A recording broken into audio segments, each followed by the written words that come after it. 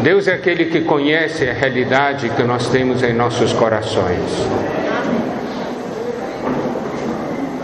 Há muitas coisas que estão ocultas em nosso interior. Deus quer que nós tratemos com essas coisas, possamos ir diante do Senhor para receber luz. Isso vai trazer salvação para nós e para a nossa família. Não deixe acumular coisas. A palavra de Deus nos mostra o caminho, porque Deus nos ama, porque Deus quer nos salvar. Amém. Ele não se alegra nunca em situações assim que foram mostradas. Situações onde há separação, muitas vezes não exterior, mas interior. Deus não se alegra quando há conflitos dentro de casa. Deus deseja que haja harmonia e paz, porque Ele tem uma visão muito especial a respeito do nosso casamento. No livro de Malaquias,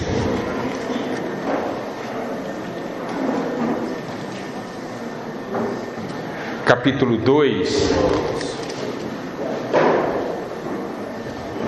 quando fala do casamento, o livro de Malaquias é um livro muito interessante, porque esse livro tem o falar de Deus para o povo de Israel. E aqui Deus fala das situações e o povo pergunta,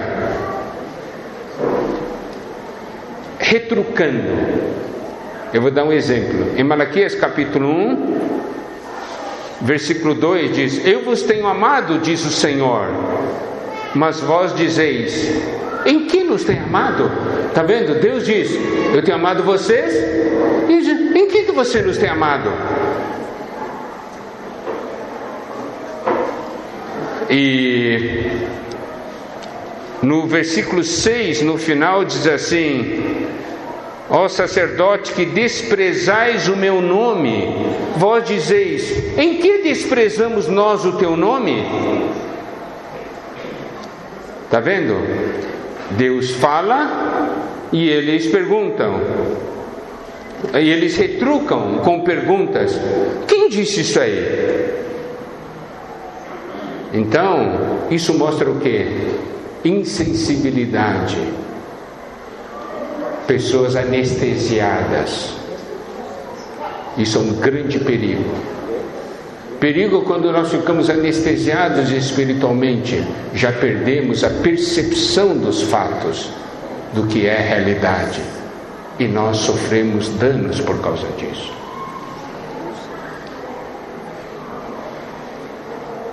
No versículo 14 diz assim: e perguntais por quê? Porque o Senhor foi testemunha da aliança entre ti e a mulher da tua mocidade, com a qual tu foste desleal, sendo ela a tua companheira e a mulher da tua aliança. Aqui o Senhor abordou um caso de deslealdade ou de infidelidade, mas vamos olhar os pontos principais desse versículo. Primeiro, o Senhor foi testemunha da aliança entre ti e a mulher da tua mocidade. Significa que Deus olha com um olhar em que dá muita importância ao nosso casamento. Aqui diz: o Senhor foi testemunha. Isso quer dizer o quê? Deus está falando: eu sou testemunha do seu casamento, do início da sua família. Eu sou testemunha. Não sei se você sabe, Deus estava presente como testemunha. Então olha o valor que Ele dá para cada casal. Não é assim? Imagina, você vai casar e o presidente da República diz assim: eu faço questão de participar do seu casamento. Não é uma honra? Nesse caso, não é o presidente da República, que hoje muitas vezes a gente não dá muito valor por causa das coisas, mas é o próprio Deus.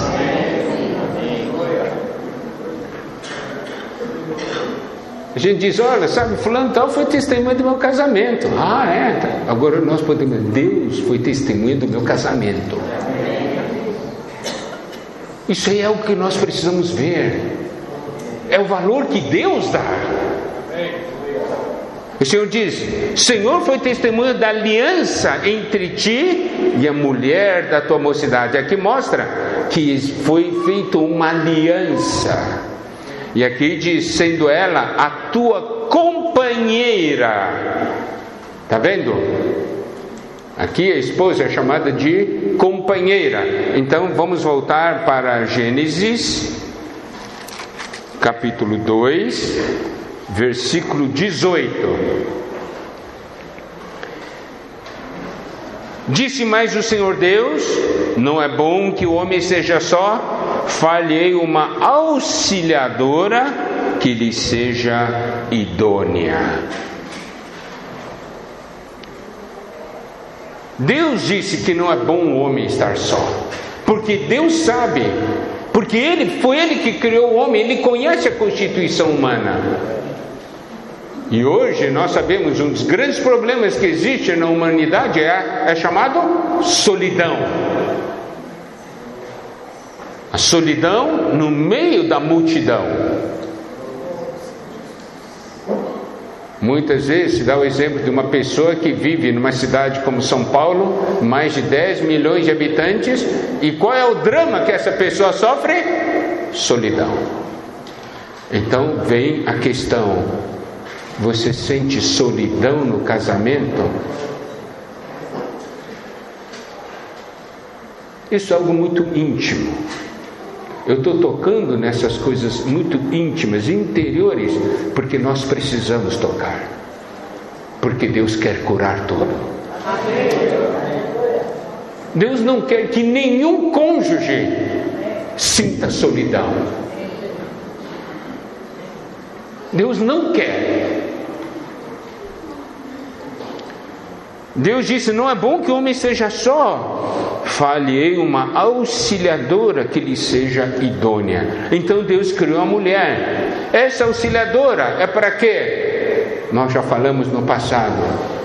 É para você ter uma pessoa com quem você possa ter comunhão.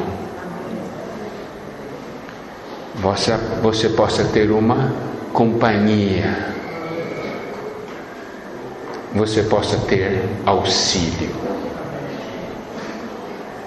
3 pontos importantes: comunhão, companhia e auxílio.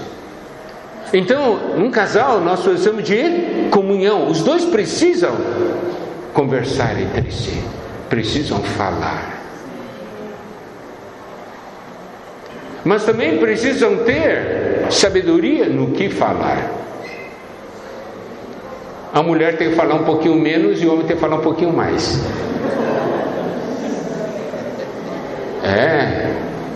Geralmente, olha, essa é a experiência. A gente olha aí,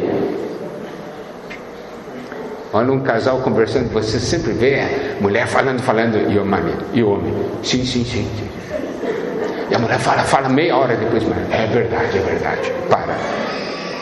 Né? Então é assim, mas os dois precisam, o marido precisa falar mais e a mulher fala um pouquinho menos. Precisa de comunhão. Por quê? Porque isso traz unidade. A comunhão traz unidade.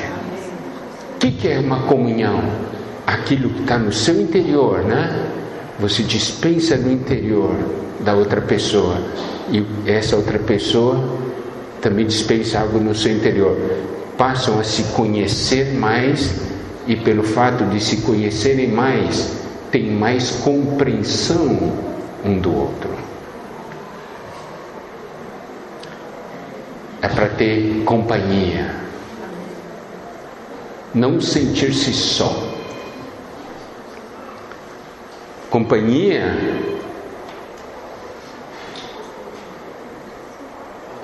porque sabe que Deus deu uma missão para os dois. Os dois juntos têm uma missão. E também auxílio, um auxiliar o outro. Então, são pontos que são considerados, de grande importância para o viver dos dois. Foi por isso que Deus fez assim. Porque se não fosse para isso, por que Deus iria fazer dessa maneira? Só complicar mais as coisas? Não, Deus não gosta de complicar. Nosso Deus é um Deus muito econômico. Então, nessa questão de auxílio, nós temos uma porção da Bíblia muito conhecida, vamos só mostrar, Eclesiastes capítulo 4, versículos 9 a 12, que diz: melhor é serem dois do que um, porque tem melhor paga do seu trabalho. Porque se caírem, um levanta o companheiro. Ai, porém, do que estiver só, pois caindo, não haverá quem o levante. Também, se dois dormirem juntos, eles se aquentarão, mas um só, como se aquentará?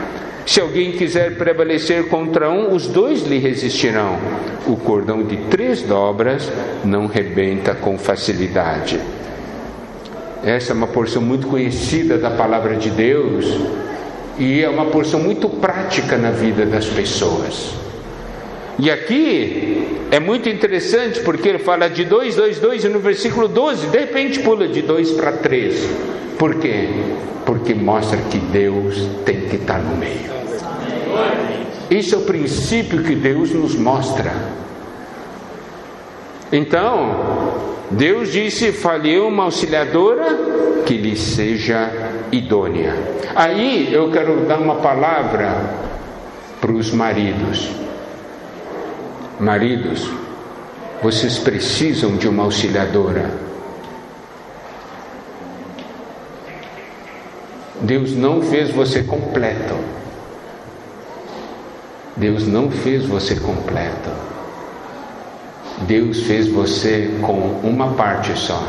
A outra parte está na sua auxiliadora. Você precisa de auxiliadora. Senão Deus não criaria. Entende? Isso é muito importante. Nós temos essa visão. Foi assim que Deus fez. Agora, vamos voltar para aquela porção de Malaquias.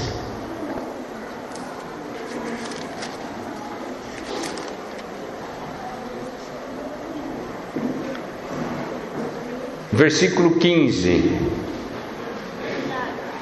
Não fez o Senhor mesmo que havendo nele um pouco de espírito?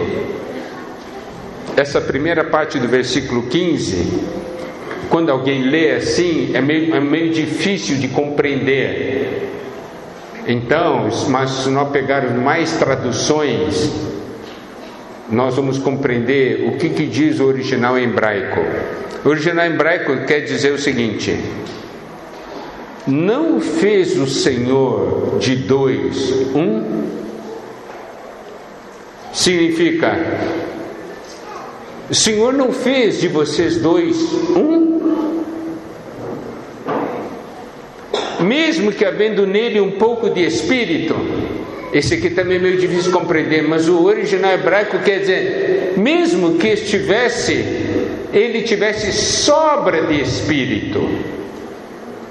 Ele não fez de 2 um, porque faltava espírito para colocar nas pessoas. Está compreendendo qual que é o significado? Por que ele fez de 2 um? Não é porque faltava espírito, estava sobrando espírito. Daí faz a pergunta: e por que somente um? Daí diz assim: ele buscava descendência que prometera. No original hebraico também nós temos que, aí essa tradução é meio difícil de compreender, nas outras traduções, se nós juntarmos, diz o seguinte: porque ele procurava a sua própria descendência, a descendência divina. Então, por que Deus fez de 2 um? Porque Ele queria que esses 2, se tornando um, produzissem a descendência de Deus. Então, olha a importância da família aos olhos de Deus. Aí nós temos que voltar de novo para Gênesis capítulo 1, versículo 26. Também disse Deus: façamos o homem à nossa imagem, conforme a nossa semelhança. Deus criou o homem segundo a sua imagem e semelhança, criou o homem para parecer-se com ele. Não é? É isso que essa porção da Bíblia diz em Gênesis 1, 28. E aí diz que então homem e mulher os criou. Quer dizer que o homem tem uma parte da expressão de Deus, a mulher tem a outra parte da expressão de Deus. Os 2 juntos podem ter uma expressão mais plena de Deus. E seus filhos são aqueles que devem levar a imagem de Deus. Por isso é considerado a descendência divina, a descendência de Deus. Essa é a maneira como Deus vê os nossos filhos. Então, olha só, o nosso relacionamento traz uma consequência direta nos nossos filhos. Nossos filhos vão ou não vão levar a imagem e semelhança de Deus? Depende de nós, o casal. Então, essa porção de Malaquias, Deus chama nossos filhos de descendência dele. Quantas pessoas hoje na terra veem isso? Aí nós vamos perceber, os filhos não são nossos filhos são de Deus. Deus quer que eles carreguem a imagem e semelhança de Deus. Mas para isso, eu devo carregar a imagem e semelhança de Deus, a minha esposa também.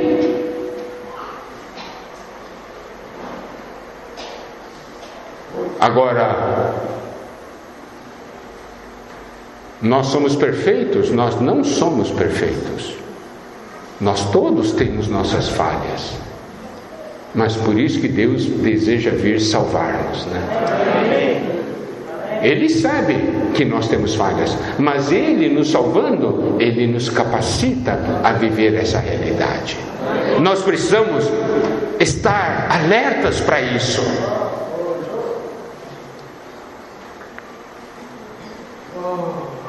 Provérbios 22,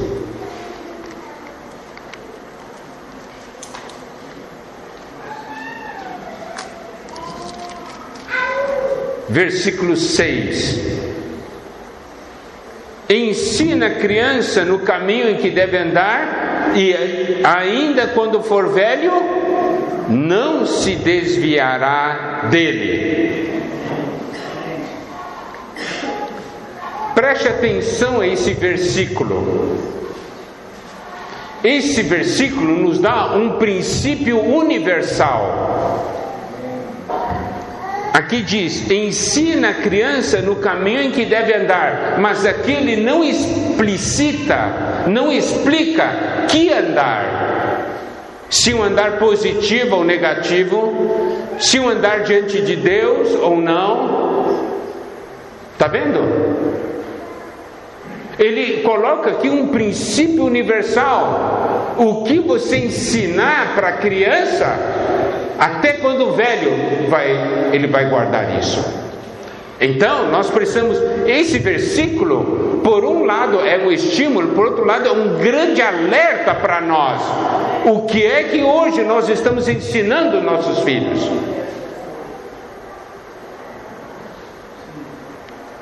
O que nós estamos ensinando? Ensinamos eles a mentir?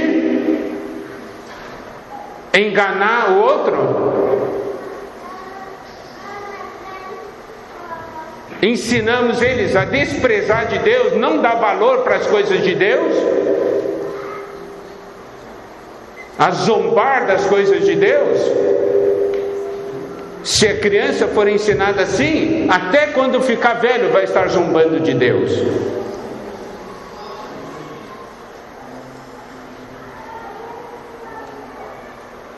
O que é que nós semeamos nos nossos filhos? Nós, como casal, nós somos o exemplo para os nossos filhos. Eles veem pais que se amam ou veem pais que se detestam? Eles veem pais que cuidam um do outro ou pais que são indiferentes um para com o outro? O que é que os filhos estão vendo?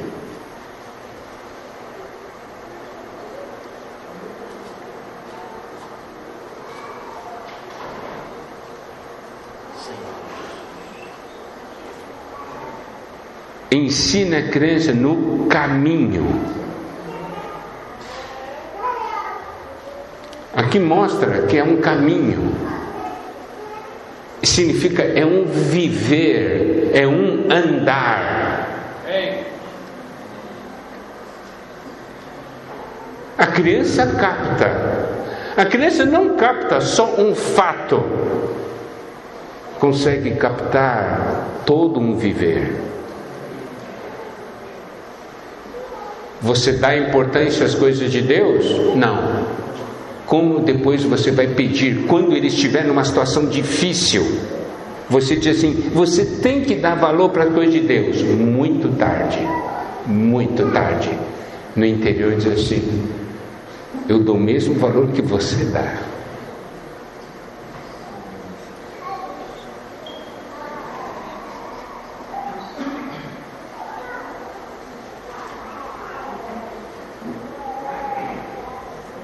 Dar valor um ao outro. Nós damos valor ao nosso cônjuge.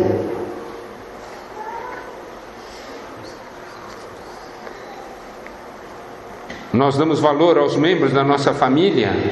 Olha só, eu vou mostrar umas características, uma das profecias do final dos tempos. Malaquias 4, versículos 5 e 6. Eis que eu vos enviarei o profeta Elias, antes que venha o grande e terrível dia do Senhor. Ele converterá o coração dos pais aos filhos, o coração dos filhos a seus pais, para que eu não venha e fira a terra com maldição. Versículo 5 fala sobre o grande e terrível dia do Senhor, que é o fim do mundo, que se refere à volta do Senhor. E aqui a profecia diz, eu vos enviarei o profeta Elias, antes que venha esse dia final. Para quê? Converter o coração dos pais aos filhos, o coração dos filhos a seus pais. Por que ele precisa converter o coração dos pais aos filhos e o coração dos filhos aos pais? Por quê? Porque ninguém mais se importa. Os pais não se importam com os filhos e os filhos não se importam com os pais. Você pode dizer, eu me importo com meu filho, mas importar-se com o filho não é dar dinheiro, não é pagar a escola, não é dar uma mesada. Importar é com a pessoa dele. Que tipo de pessoa ele está se tornando? O que eu estou ensinando? Eu estou corrigindo meu filho? Ou eu terceirizei a educação dele para outros? Eu sei o que eles estão semeando no coração dele nas escolas. Ah, não, mas todo mundo faz assim. Se você lê na Bíblia o que vai acontecer com todo mundo, entre aspas, no final dos tempos, você não iria falar isso aqui, mas todo mundo é assim. Você diria: eu não quero que meu filho seja todo mundo, como todo mundo. Ele é diferente, porque é descendência de Deus.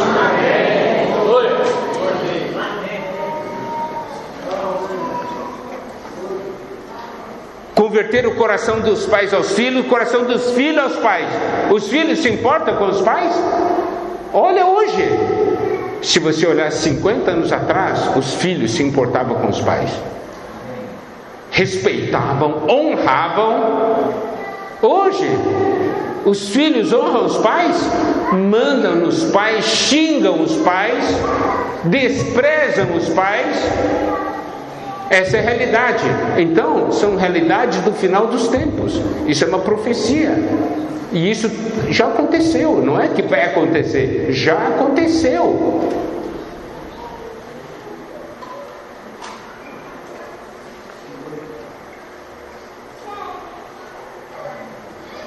Mas, se o coração dos pais não está para os filhos, os filhos também não estão para os pais, é porque o coração dos cônjuges já não estão um para o outro. Hoje o seu coração está voltado para o seu cônjuge.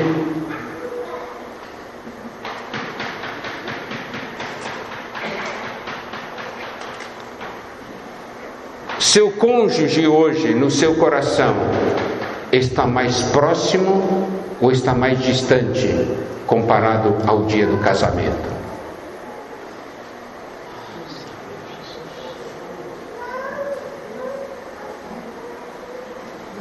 Se está mais longe, é porque toda essa iniquidade já está operando. Você entende por que eu falei todos os pontos no início dessa tarde? É porque já está acontecendo, separando cada vez mais.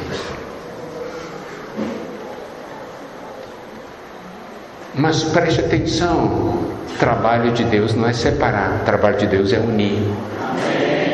Se você falar hoje, estou mais unido ao meu cônjuge comparado ao dia do casamento, louvado seja Deus. Isso mostra que Deus está na vida de vocês.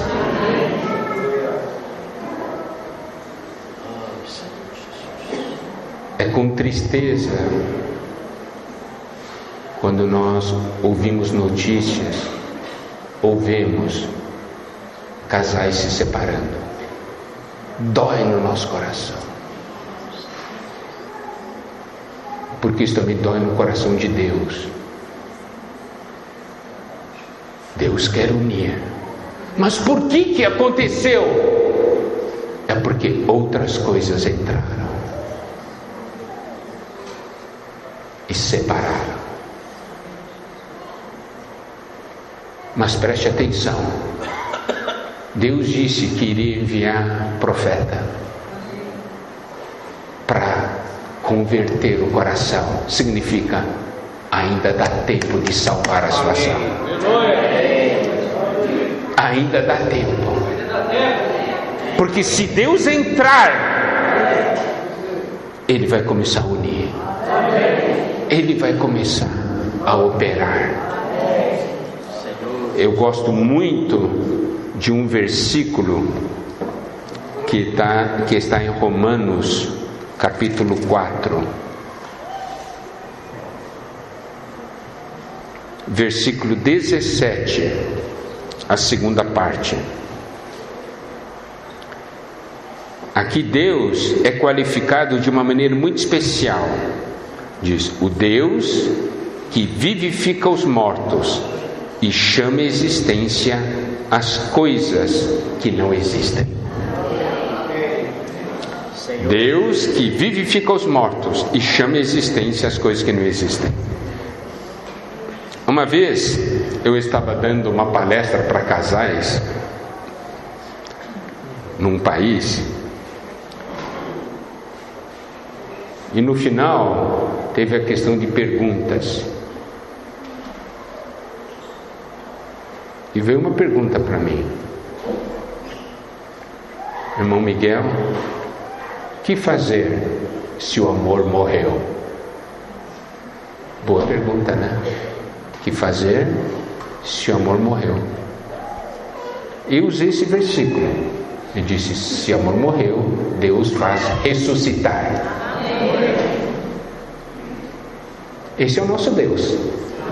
Amor morreu? É o fim? Não, não é o fim. Deus faz ressuscitar o amor. Logo depois chegou um outro bilhetinho: e se nunca existiu o amor? É diferente amor morrer e amor nunca existir. Daí eu usei o mesmo versículo. Ele chama a existência. Então, se não existiu, Deus chama a existência. Se morreu, faz ressuscitar. Em outras palavras, tem ou não tem saída? Tem, mas Deus tem que entrar.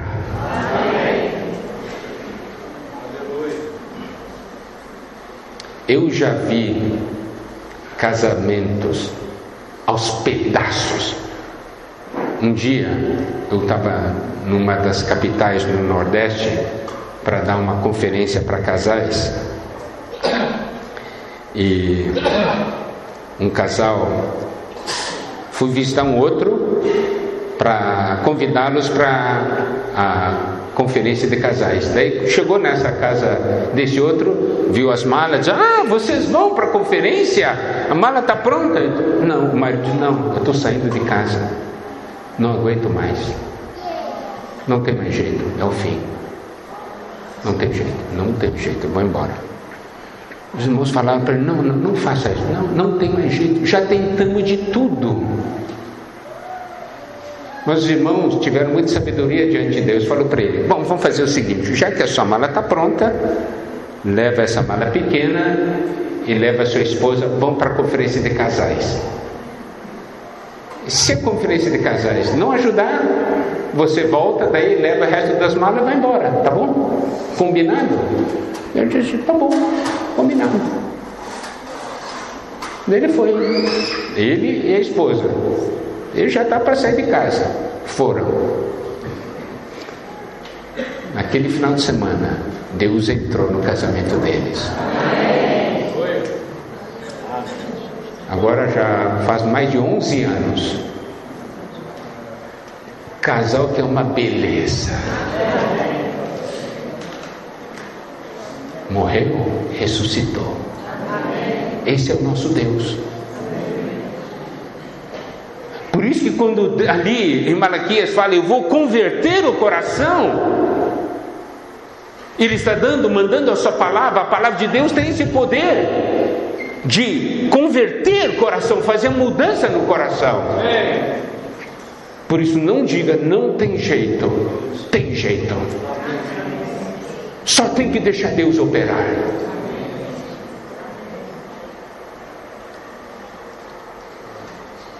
Então, voltando para Provérbios 22, ensina a criança no caminho em que deve andar. Aqui mostra um caminho. Como você ensina a criança no caminho em que deve andar? É segurando a mão e caminhando junto. Significa o quê? Se ele andou num caminho mau, é porque alguém o levou a andar nesse caminho. E nós temos que fazer a pergunta: fomos nós ou não? Nós como pais ou não? O exemplo que nós damos para os nossos filhos, principalmente na questão do nosso relacionamento com Deus, qual é o exemplo?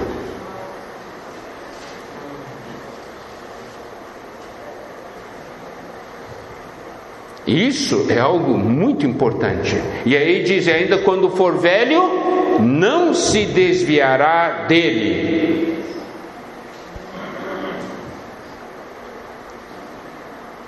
Então, qual é o caminho que nós devemos levá-los? Primeiro, o caminho de ter uma experiência com Deus. Primeiramente, nós precisamos ter experiências com Deus e vamos levar nossos filhos a terem experiência com Deus. Tem um exemplo que eu gosto de dar, mas como também há muitas pessoas aqui talvez não ouviram, eu vou dar. Uma vez minha filha, nós estávamos numa conferência de jovens, minha filha era pequena, ela perdeu o boné, todos tinham ganho um boné e ela perdeu o boné. Daí ela veio e falou para mim: papai, eu perdi o boné. E eu passei o maior sabão nela. Eu mandei você cuidar. Eu disse que você tem que cuidar, que é seu. Você pega suas coisas, esquece e atira, que ele tem que cuidar do seu. O que eu posso fazer agora? Daí ela foi procurar meu pai. Vovô, perdi meu boné. Sabe o que meu pai fez? Disse: vem cá, vamos ajoelhar, vamos orar para pedir para Deus para encontrar o boné. Daí ajoelharam, ela orou, pediu para Deus: Deus, eu quero encontrar boné, me ajuda. E ela encontrou. O que meu pai ajudou ela a fazer? A ter uma experiência com Deus. O maior sabão nela. Olha a diferença. Aquilo foi uma grande lição para mim. Hoje, como que nós cuidamos dos nossos filhos? É passando sabão todo dia, gritando todo dia: você não presta, está inútil, é isso aí? Ou nós levamos nossos filhos a ter experiência com Deus? Você nota a grande diferença? Aí que vai determinar em que caminho vão andar. Se nosso caminho é gritar, sabe o que nossos filhos vão fazer quando crescerem? Vão gritar. Agora, se nós levamos nossos filhos a orar, sabe o que vão fazer quando crescerem? Vão orar.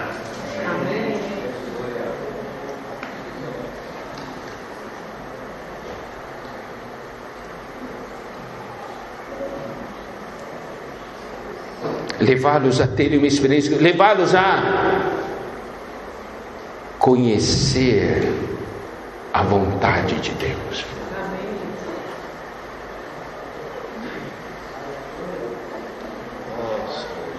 Fazê-los conhecer a vontade de Deus é uma das coisas mais importantes.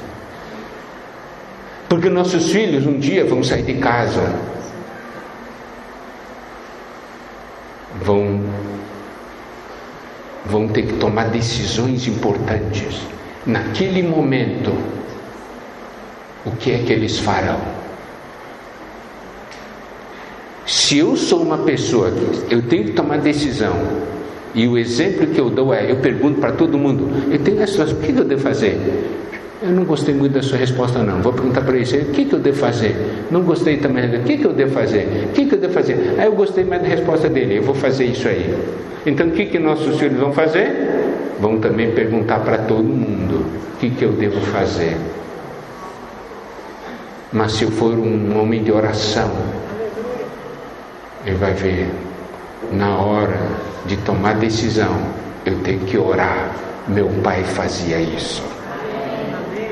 Está vendo a diferença?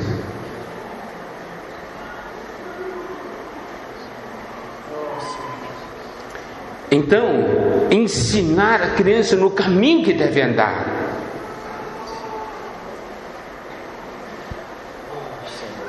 Isso é muito importante. Vamos dar uma olhada também em Efésios capítulo 6.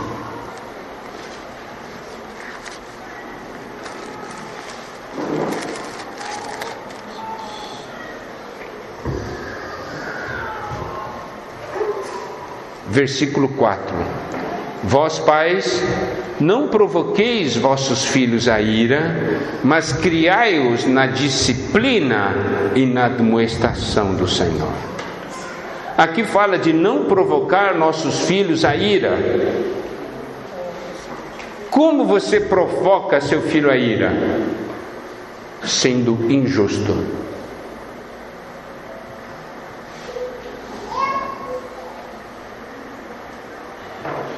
Sendo injusto com ele. Se você for justo, mesmo que você discipline com vara, o filho não vai ser provocado a ira.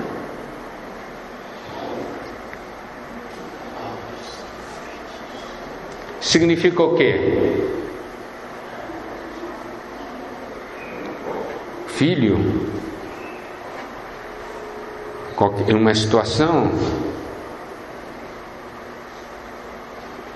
ele quer uma ajuda do pai. Ele errou, ele sabe que errou, mas o pai não ajuda. O pai bate, ralha, grita.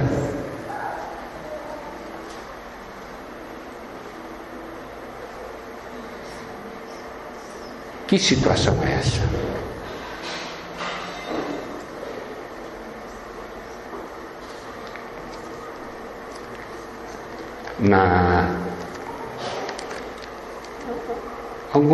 Algum tempo atrás, nós tivemos aqui uma comunhão com os pais, no dia de convívio dos pais com os filhos, né? Se lembram? Nós tivemos aqui. E nós então lemos uma porção da palavra que está no Evangelho de João, capítulo 10. Versículo 1: em verdade vos digo que não entra pela porta no aprisco das ovelhas, mas sobe por outra parte, esse é ladrão e salteador. Aquele, porém, que entra pela porta, este é o pastor das ovelhas. Você sabe que o Pai perfeito é Deus. Deus é o Pai perfeito. Esse é o grande modelo que nós temos. E a Bíblia compara o nosso Deus a um bom pastor. Porque é um pastor que cuida das ovelhas. Nós temos que saber que a nossa família, nós como pais, nós temos uma família, e a nossa família é o rebanho de Deus. E aqui diz que tem aquele que entra pela porta e tem aquele que sobe por outra parte.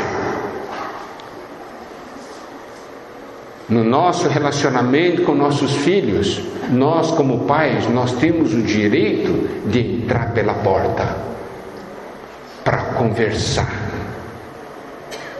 Há uma porta que está aberta. A questão é se a gente entra ou não por essa porta, ou se nós procuramos ou não entrar com a porta, ou se com a nossa atitude nós fazemos com que a porta se feche.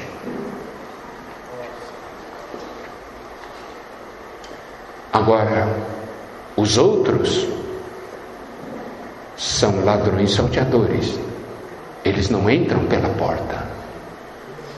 Quantos ladrões e salteadores estão entrando no coração de seu filho? Você sabe? Se você como pai, vocês como pais não entram pela porta, outros vão entrar, não pela porta, pulando muros. Outros vão entrar. Se você não cuida da sua ovelha, outros vão cuidar.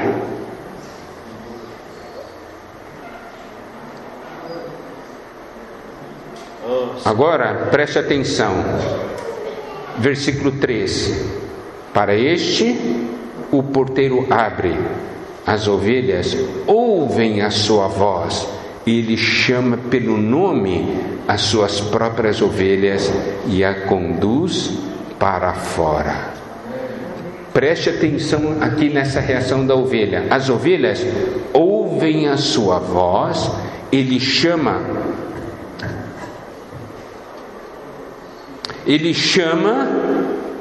pelo nome as suas próprias ovelhas e as conduz para fora. Depois de fazer sair, versículo 4, todas as que lhe pertencem, vai adiante delas e elas o seguem, porque lhe reconhecem a voz. Preste atenção a esse ponto, a esse detalhe.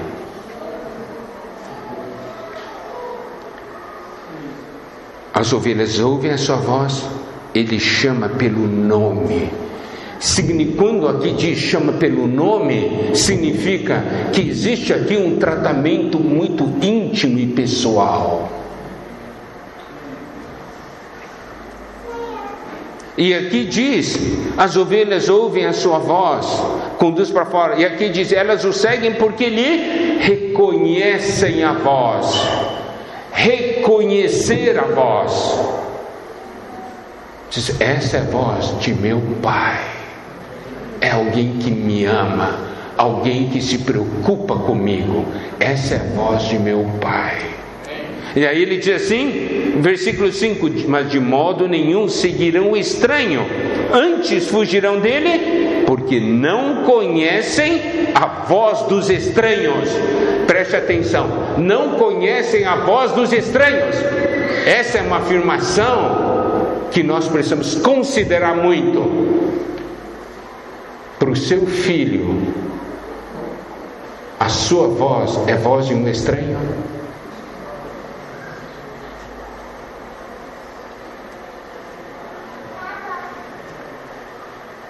Significa, ele consegue conversar com todo mundo, mas não consegue conversar com você. Ele ouve todo mundo, mas não ouve você. Você é um estranho para ele. Por quê? Porque não teve cuidado.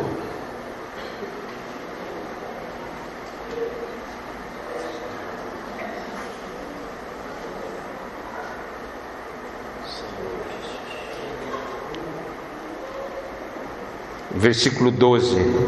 O mercenário, que não é pastor, a quem não pertencem as ovelhas, vê vir o lobo, abandona as ovelhas e foge. Então o lobo as arrebata e dispersa. Você cuida do seu filho, você abandonou já seu filho? Não, o filho está na minha casa. Pode ser uma pessoa na sua casa, mas totalmente abandonada.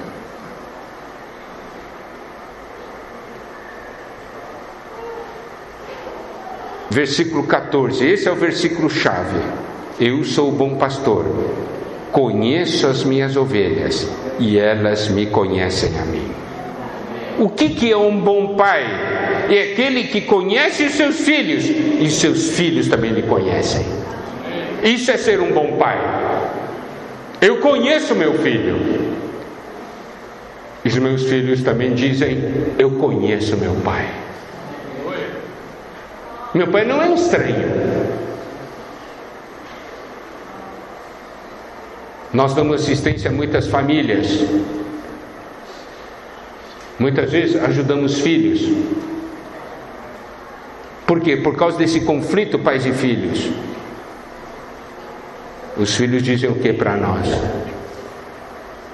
Meu pai não se importa comigo. Ele só se importa com ele. Ele não me compreende. Ele só quer saber dele.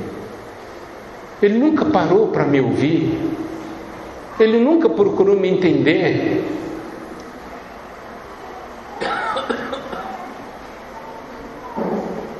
O Senhor Jesus diz assim, eu sou o bom pastor, conheço as minhas ovelhas e elas me conhecem a mim. Você sabe que muitas vezes o que acontece é que os filhos têm medo, se escondem por falta desse conhecimento e relacionamento. Daí você pergunta para o filho, por que você não se abre para o seu pai? Deus fala, eu tenho medo. Sabe qual medo é esse? É a grande pergunta. Pai, se você souber quem eu realmente sou, você ainda vai me amar ou não vai?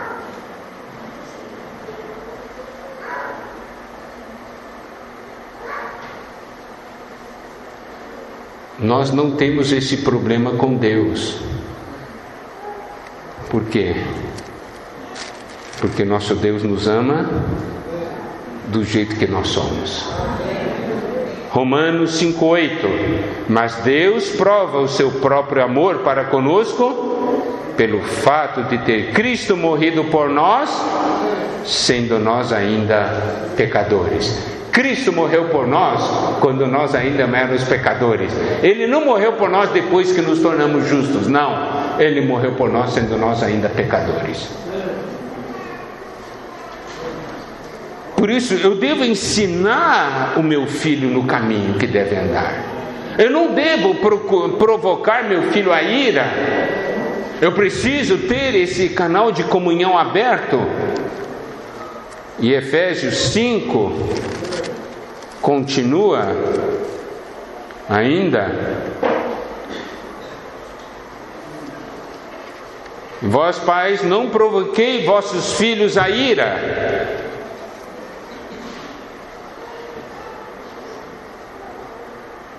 mas criai-os na disciplina e admoestação do Senhor.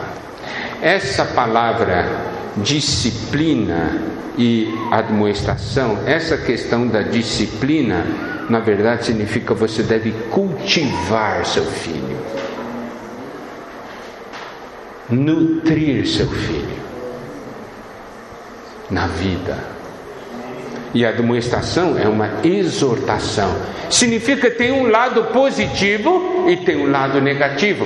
Se tem algo negativo, você exorta. Mas você não é somente aquele que exorta, você também é aquele que ajuda a dar direção. Você cultiva a vida de seu filho.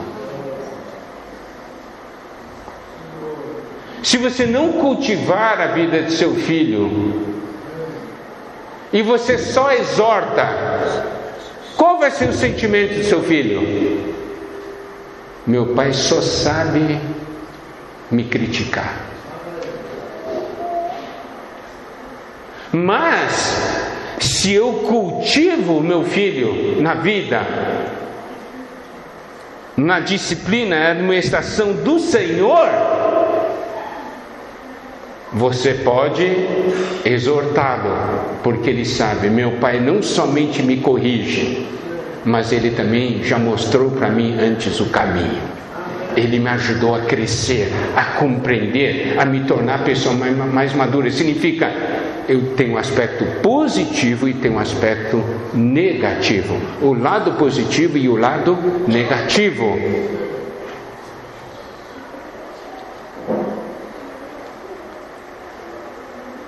Mas preste atenção, disciplina e admoestação do Senhor.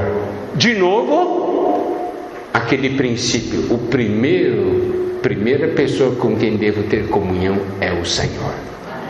Eu vou disciplinar meu filho, ou eu vou ajudá-lo, ou uma coisa. Primeira coisa, eu tenho que ir para o Senhor. Porque senão, o que eu faço? Eu faço da minha maneira, eu descarrego a minha raiva nele. Você acha que descarregando sua raiva vai trazer benefício? A pessoa percebe, ele me odeia, tem raiva de mim. Agora, se cultiva e disciplina e exorta, dá uma palavra, e mesmo disciplinar com vara, no Senhor, traz vida e crescimento.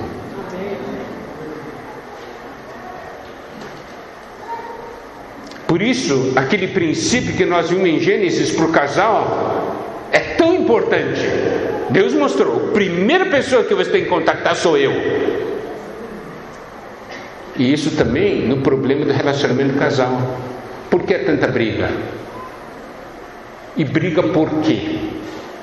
Olha, nesses anos todos de serviço prestado aos casais, eu vou dizer uma coisa: brigas que surgem geralmente é tudo por coisa pequena. Por coisa pequena. Se você olhar, vale a pena. Brigou por quê? Porque eu queria ir para esse lugar e ele não queria ir. Brigou por quê? Eu quero pintar a casa dessa cor e ele não quer pintar, ele quer pintar de outra cor. Destruir um relacionamento de uma família por causa da cor de uma casa. Essa casa vai ficar velha, vai ser derrubada. Você prefere manter a casa de pé e destruir a sua família? O que mais vale a pena?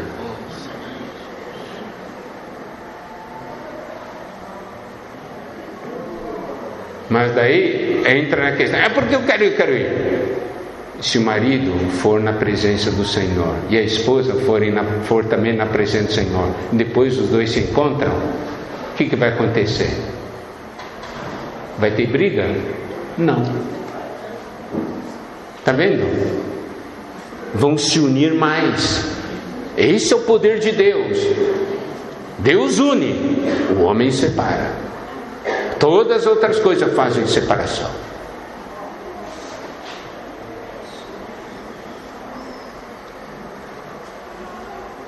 Então, quando nós percebemos que nós precisamos ir diante do Senhor, para o Senhor nos tornar um. Nós em nós mesmos não conseguimos nos tornar um, mas Deus é capaz de nos tornar um. O que Cristo fez na cruz fez com que todos nós nos tornássemos um só novo homem. Não é? É essa maravilha, a obra da redenção de Cristo, tornar a igreja o seu corpo, se tornando todos um. Olha só que coisa tremenda, que maravilha! Esse é o poder de Deus.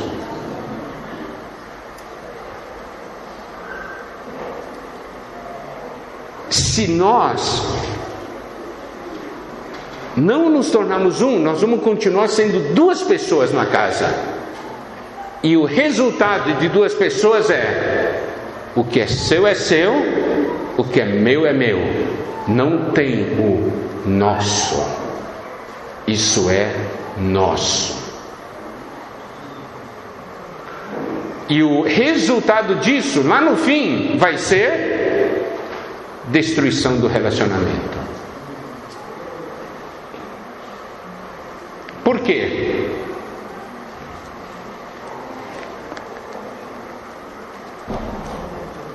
Na Bíblia,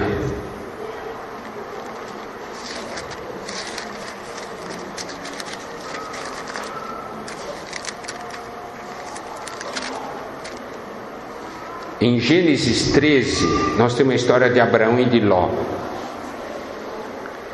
Nós sabemos que Deus havia chamado Abraão para sair de Ur dos Caldeus, queria levá-lo para a boa terra. E Abraão tomou consigo seu sobrinho. Então Abraão e Ló foi seguindo Abraão. E Ló foi crescendo junto com Abraão. Gênesis 13, versículos 1 e 2. Saiu, pois, Abraão do Egito para o Neguebe, ele e sua mulher, e tudo que tinha, e Ló com ele. Era Abraão muito rico, possuía gado, prata e ouro. Versículo 5. Ló, que ia com Abraão, também tinha rebanhos, gado e tendas. Está vendo? Ló estava seguindo Abraão, e ele também ficou rico, junto com Abraão. E olha o versículo 6. E a terra não podia sustentá-los para que habitassem juntos, porque eram muitos os seus bens, de sorte que não podiam habitar um na companhia do outro. E houve contenda entre os pastores do gado de Abraão e os pastores do gado de Ló. Olha só, Ló, como era sobrinho, Ele tinha que acompanhar Abraão e tinha que ajudar Abraão, não é verdade? É o tio dele que cuidou dele, tinha que estar junto.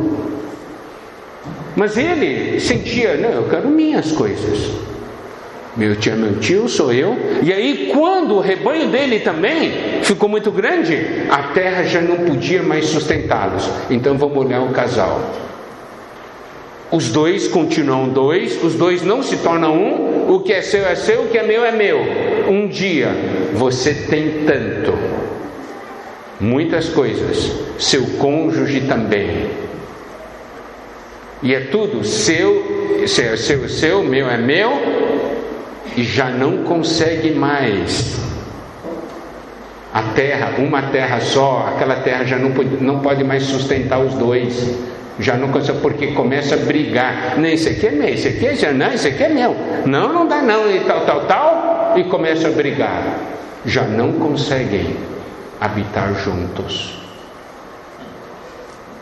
Ló não tinha que ter seu próprio rebanho. Ele tinha que ajudar Abraão, todos juntos terem um só rebanho, porque era uma só família. Você vê o perigo dos dois continuarem dois? Vai chegar um tempo e diz assim, já não conseguimos mais viver juntos. Daí, olha só, a terra não podia sustentá-los. Vocês já ouviram falar assim, por que dois vocês estão separando? Eu preciso encontrar o meu espaço. Já ouviu alguém falar isso? Eu preciso ter o meu espaço. É esse princípio.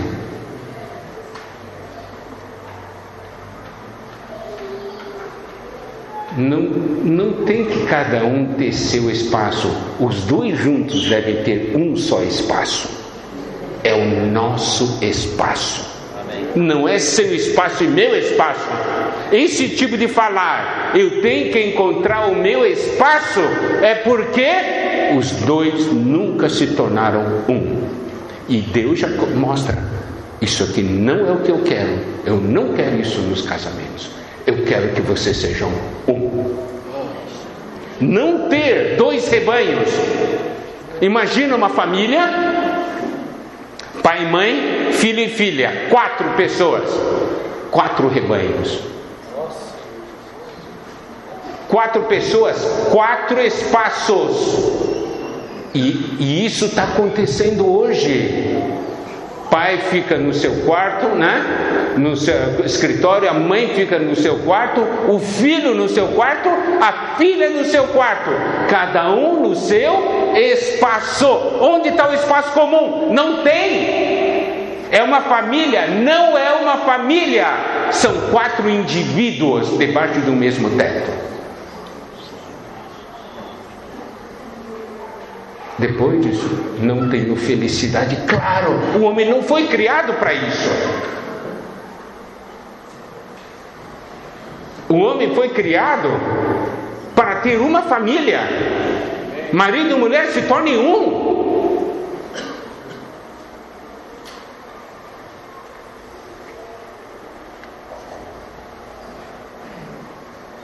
Daí houve essa contenda.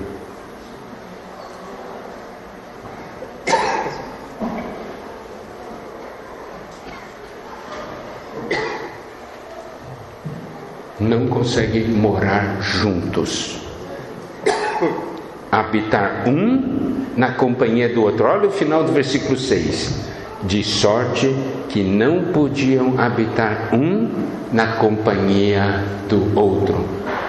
Vocês querem que isso um dia aconteça na sua casa?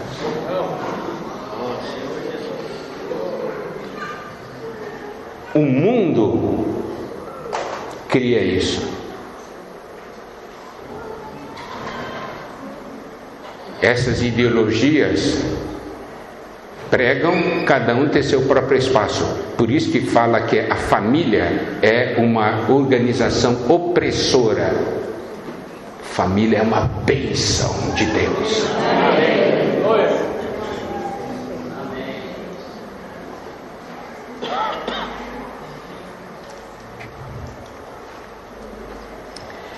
Nós precisamos ter essa percepção. Nós pedimos ao Senhor que Ele abra os nossos olhos.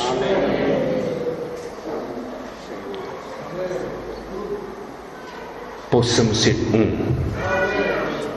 Pai, mãe, filhos, filhas. Uma só família. Que bênção. Marido e mulher, os dois se tornando um. Aí o plano de Deus se cumpre em nossas vidas. Aí nós temos felicidade. Somos diferentes, claro. Eu e meu cônjuge, nós somos diferentes, mas nós nos complementamos, não é? Nós precisamos um do outro. Isso é alguma coisa tremenda, que com o decorrer dos anos nós possamos nos tornar cada vez mais um, tá certo? Não segundo a tendência desse mundo, se separando, mas se unindo, porque o que Deus ajuntou, não separe o homem. Isso é o que Deus quer para nós. E também nessa segunda parte nós falamos da nossa responsabilidade como pais, né? A importância de semear nos nossos filhos, ensinar os nossos filhos a caminhar nos caminhos do Senhor. Amém? Que o Senhor possa abençoar cada um de nós, né? Cada casal aqui presente, cada família aqui presente. Amém? Vamos gastar agora uns 10 minutos, né?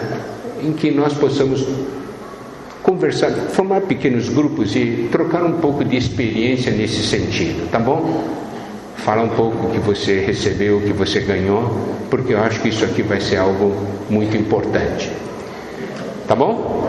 Amém. Amém.